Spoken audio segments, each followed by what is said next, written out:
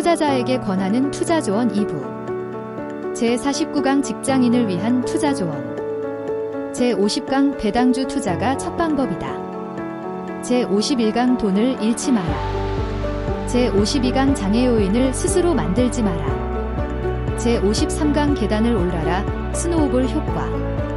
제54강 시기별 투자의 핵심과 무난한 투자 방법, 자금 형성 시기, 중간 시기, 본격 투자 시기, 은퇴 플랜. 제55강 포트폴리오 구성과 관리. 제56강 포트폴리오 평가와 개선. investment.liveclass.com. 행복한 금융투자 강사 류상혁.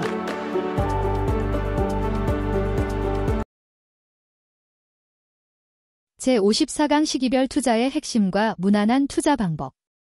자금 형성 시기, 중간 시기, 본격 투자 시기, 은퇴 플랜. 생애계획의 보통의 직장인은 25살 전후로 경제활동을 시작한다. 그리고 평균 수명은 85세이므로 60년의 계획을 하는 것이다. 계획은 너무 복잡하고 자세하게 할 필요는 없고 간략하게 하고 상황에 따라서 변경해 나가면 된다. 일생에서의 중요한 사건들은 학업, 취업, 결혼, 출산, 휴가, 자녀 교육, 내 집 마련, 자녀 지원, 노후 생활 준비와 같은 것이 있고 나 자신의 상황에 맞춰서 준비하고 계획하면 된다. 청년기, 독립준비기부터 노후에 이르기까지 크게 나눠보면 25세에서 30세, 30세에서 55세, 55세에서 65세, 노후로 구분이 되고 자신의 가치관에 따라서 결혼과 자녀 계획이 큰 차이를 보일 수 있다.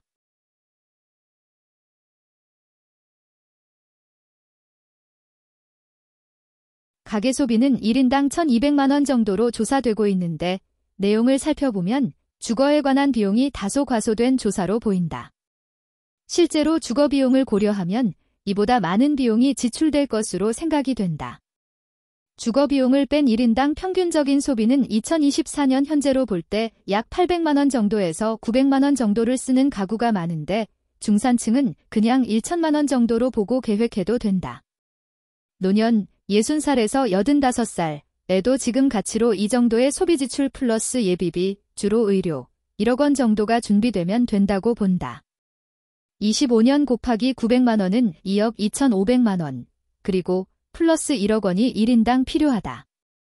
다만 국민연금과 퇴직연금은 거의 의무 적립이고 각각 30년을 납입한 것으로 보고 가치가 유지된다고 보면 국민연금의 연간 총급여의 9%, 본인 부담 4.5%, 퇴직연금은 연간 총급여의 12분의 1이므로 대략적으로는 수령시에 가서도 적립된 부분을 25년간 나눠 쓰는 정도로 계산될 수 있다.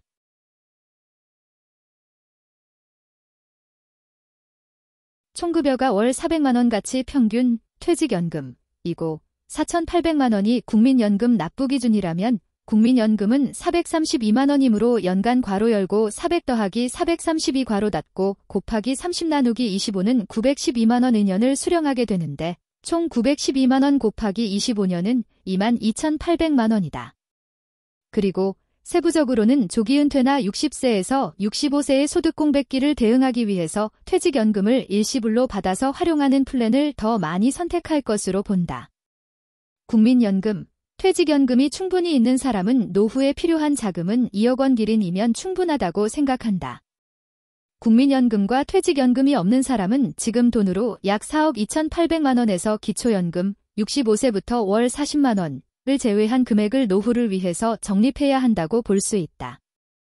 기초연금을 85세를 가정해서 지금 가치로 40만원 곱하기 12개월 곱하기 20년은 9,600만원이라고 계산할 수 있다. 기초연금을 고려하면 1인당 3억 3,200만원을 준비하면 될 것이다.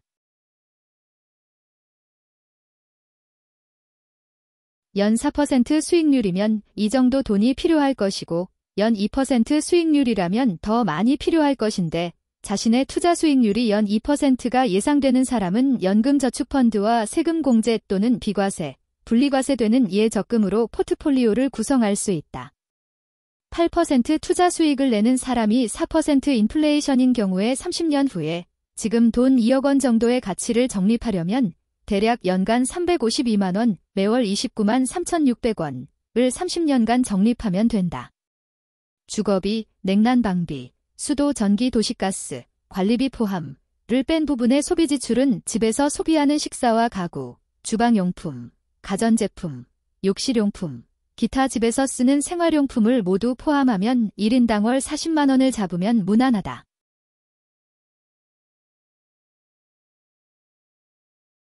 주택 비용은 서울인가? 수도권인가? 강남인가? 지방인가에 따라서 많은 차이를 보이게 될 것이다. 주택 마련은 여러 번 하게 되고 자신만이 살 집, 부부가 살 집, 자녀와 함께 살 집으로 나눠볼 수 있고 전월세인가? 아니면 자가인가에 따라서 또 달라지게 된다.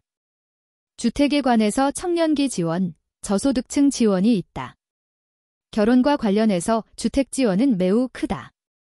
부유한 경우가 아니면 이 계획이 일생의 재산 형성에 있어서 매우 큰 비중을 차지할 것이다. 신생아 특례 버팀목 전세 및 디딤돌 구입의 지원이 핵심이다. 주거를 지원하는 기관은 주택도시기금, 한국주택금융공사, 서민금융진흥원, 지방자치단체 등에서 알아보면 된다. 각 대출 조건은 소득과 자산, 출생아 수와 가족 수에 따라서 달라진다.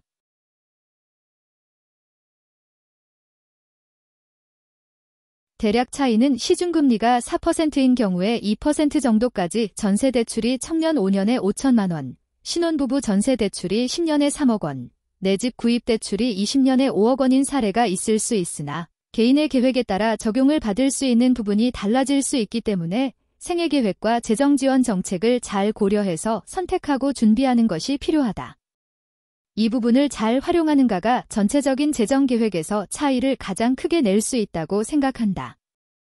우측 표는 청년기 전세, 가족 전세, 내 주택에 관해 2% 정책지원금리와 4% 시중금리 간의 월 상환금액의 차이를 나타낸 표이다. 주, 대출금을 월별로 원리금 균등 상환 방식으로 할 때의 월 상환금이다.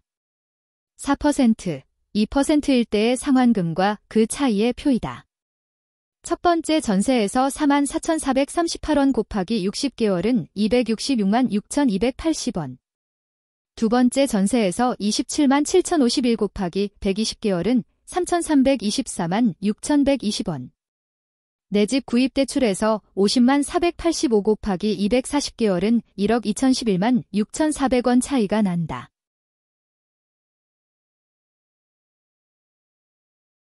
결혼이나 출산 시 증여세 면제가 양가 합의 3억 원까지인데 이 부분이 대출 자산 요건에 걸리지 않도록 시기를 조정해야 한다.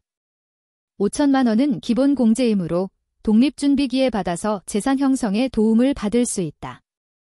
혼인신고일 전후 각 2년 또는 자녀 출생일로부터 2년 이내 직계존속으로부터 증여받은 재산 1억 원까지 증여세 과세가액 공제, 기본공 제 5천만 원과 합산.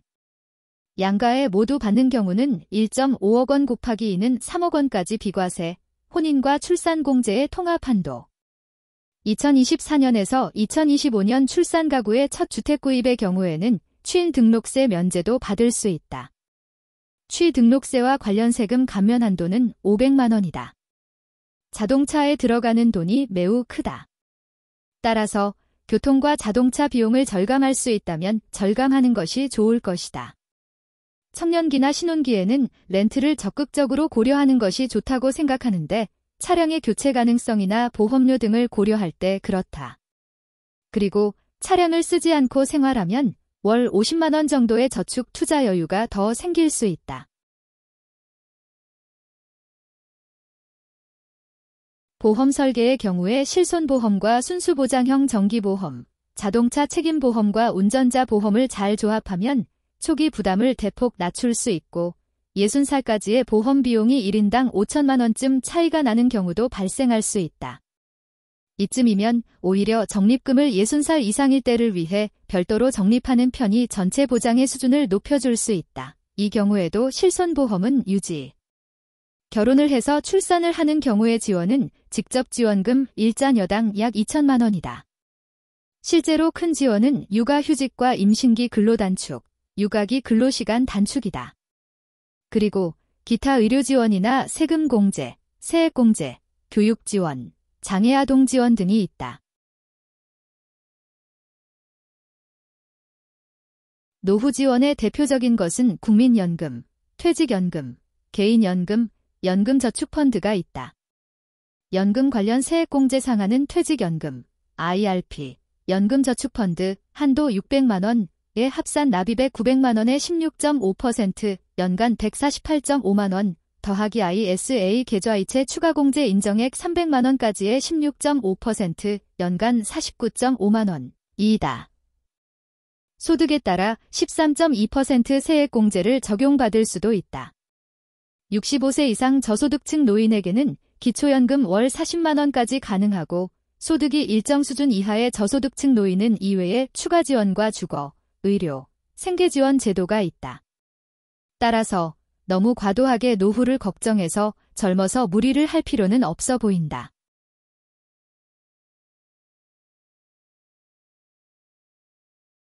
제55강 포트폴리오 구성과 관리.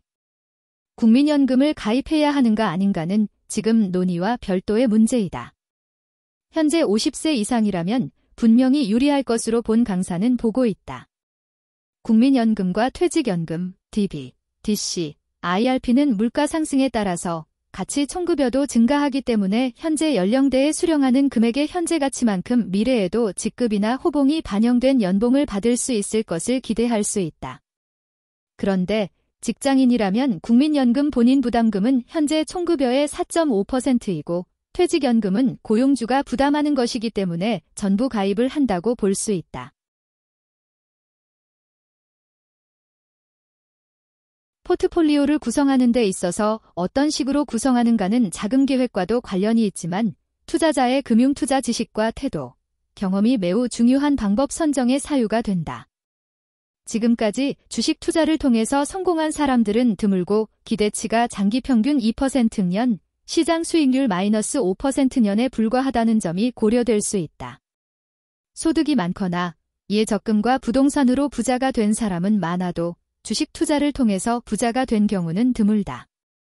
다만 시장 수익률을 내는 것이 확인되는 사람은 주식 포트폴리오로 운용하는 것이 장기 평균 시장 수익률이 7%이므로 훨씬 유리한 선택이라고 할 수 있다.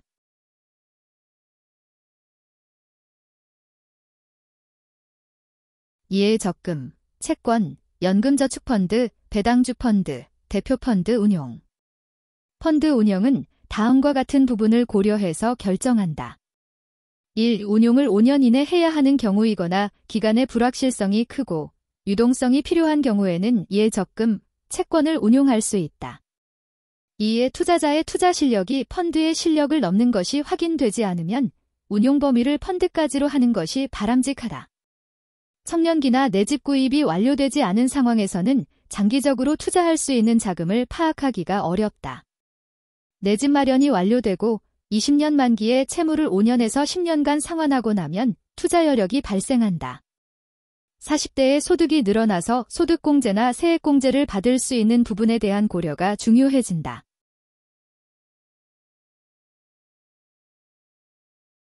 투자 실력이 확실히 확인되어 있지 않은 경우 일단은 연금저축펀드를 활용하는 것이 바람직해 보이나 연금저축펀드는 납입액 600만 원, 년까지 최고 16.5%의 세액공제를 받지만 중도해약 시에는 이러한 혜택을 받은 부분을 기타소득세로 징수하기 때문에 연금계획을 고려하고 무리한 납입계획을 하는 것은 좋지 못하다.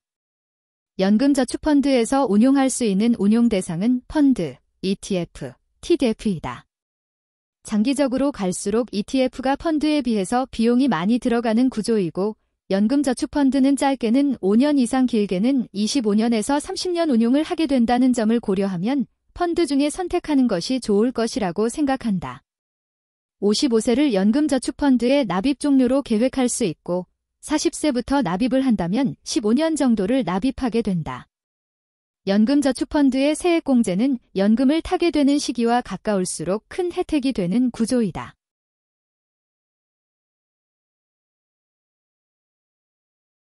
연금저축펀드의 만기 수익률은 세액공제를 받지 않은 경우에 약 7%년 적금에 가까운 수익률이다.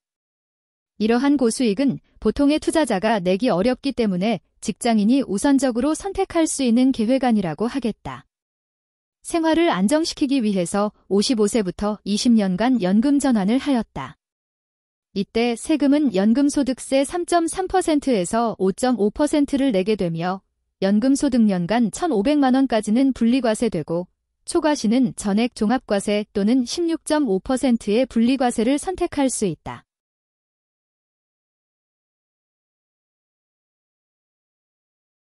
이에 적금, 채권, 연금저축펀드, 증권사 위탁계좌, 국내 주식, 해외 주식, 해외 채권. 주식 투자는 5년 이상 투자할 수 있는 자금을 구분하는 데서 시작된다. 자산 형성기에는 투자에 필요한 시간이 적게 드는 방법을 선택해야 한다. 5억 원 이하의 자금이면 모두 여기에 해당한다. 확인된 투자 수익률이 매우 높은 경우는 예외이다. 직접 투자를 결정하기 위해서는 자신의 투자 수익률이 확인되어야 한다.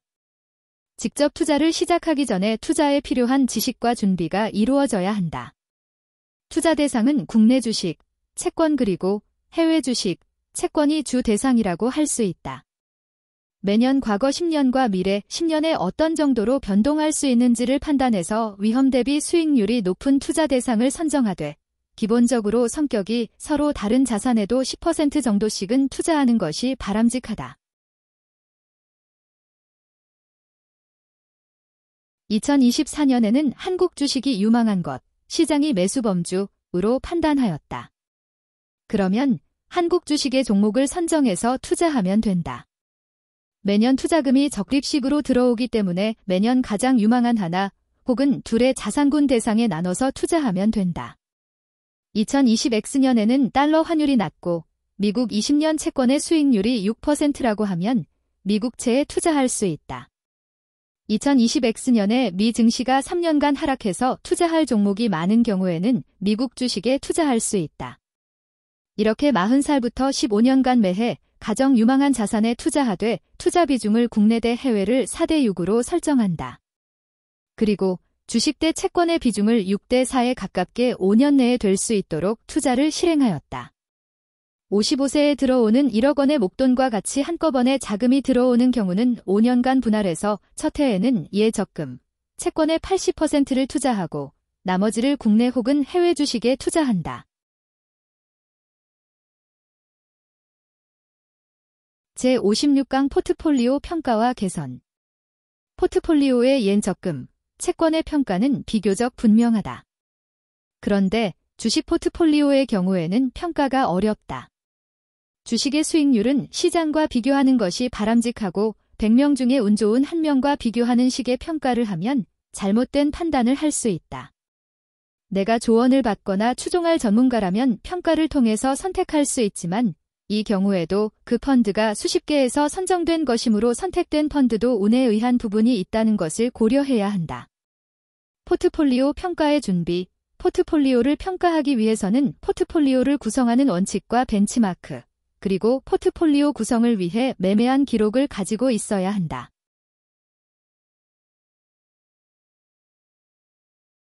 주식 포트폴리오에 있어서 평가는 가치로 평가하는 방법이 있고 시장 현재가로 평가하는 방법이 있다. 가치로는 각 주식의 수량과 EPS, BPS, 주당 배당, 주관적으로 평가한 성장성이 있는데 성장성은 각 주식의 선정에만 주로 고려한다. 포트폴리오는 주식을 가지고 있는 것이기 때문에 수익성으로는 각 주식수 곱하기 EPS, 자산성으로는 각 주식수 곱하기 BPS, 배당으로는 각 주식수 곱하기 주당 배당액을 합산한 것으로 평가할 수 있다. 50개 종목으로 이루어진 포트폴리오가 있다. 수익성, 시그마 1부터 50까지 I번의 주식수 곱하기 I번 주식의 EPS. 자산성, 시그마 1부터 50까지 I번의 주식수 곱하기 I번 주식의 BPS. 배당 총액, 시그마 1부터 50까지 I번의 주식수 곱하기 I번 주식의 주당 배당액. 위와 같이 포트폴리오를 평가해서 포트폴리오의 내용이 나빠지지 않게 하는 것이 중요하다.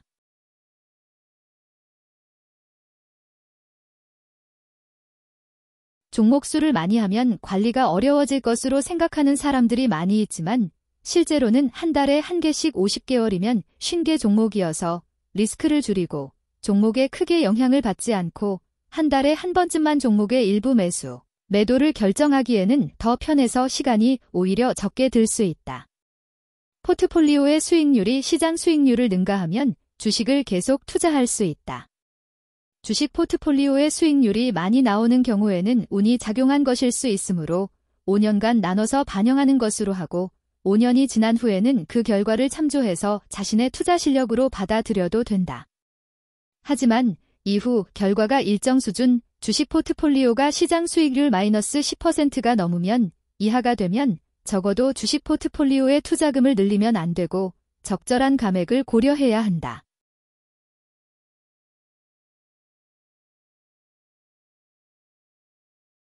맺은 말.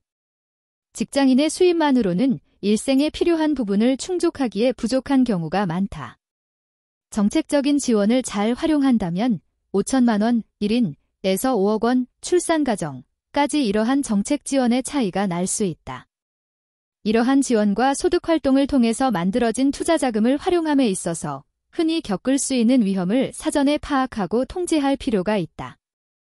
투자 수익률이 8%인 적립식인 경우에 1,000만 원씩 20년이면 만기 금액은 4억 9,412만 원이다. 재정 계획을 통한 자금 마련과 현명한 투자 활동의 차이가 결과적으로 5억 원쯤 차이가 나는 경우가 많을 것이다. 여러분의 행복한 인생 설계에 본 강의가 도움이 되었으면 한다.